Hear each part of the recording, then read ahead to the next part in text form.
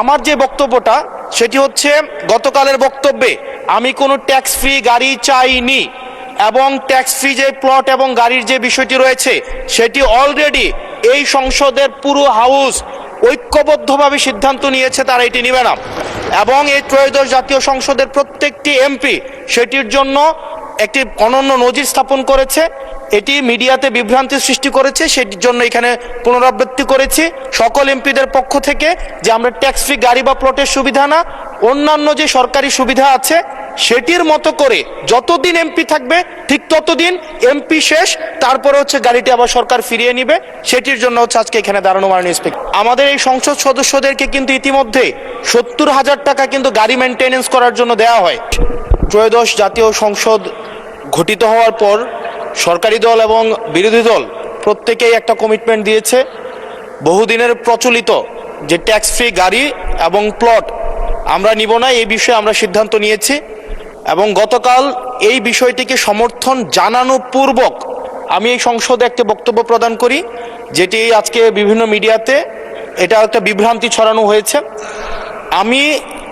আমার জায়গা থেকে যেই ট্যাক্স ফ্রি গাড়ি আমরা নিব না এবং প্লট এই সুবিধাটি যেটা আমরা নিব না,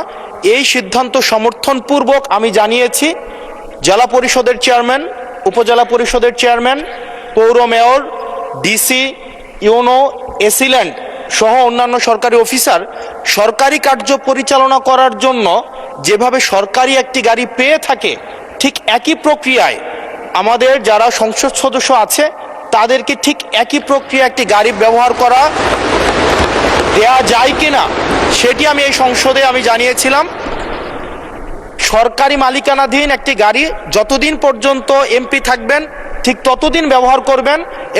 এবং সেটির জন্য কিন্তু এক্সট্রা খরচও লাগবে না, কারণ আমাদের এই সংসদ সদস্যদেরকে কিন্তু ইতিমধ্যে 70,000 টাকা কিন্তু গাড়ি মেনটেনেন্স করার জন্য দেওয়া হয়। এখন গাড়ি মেনটেনেন্সের জন্য 70,000 টাকা করে দেওয়া হয় কিন্তু আমাদের গাড়ি নেই।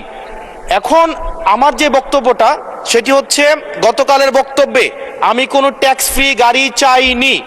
এবং ট্যাক্স ফ্রি যে প্লট এবং গাড়ির যে বিষয়টি রয়েছে সেটি অলরেডি এই সংসদের পুরো হাউস ঐক্যবদ্ধভাবে সিদ্ধান্ত নিয়েছে, তারা এটি নেবে না এবং এই ত্রয়োদশ জাতীয় সংসদের প্রত্যেকটি এমপি সেটির জন্য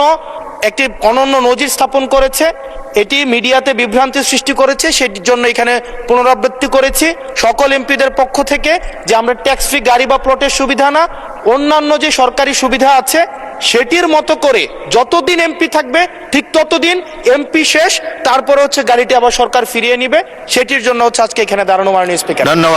ধন্যবাদ মাননীয় সদস্য।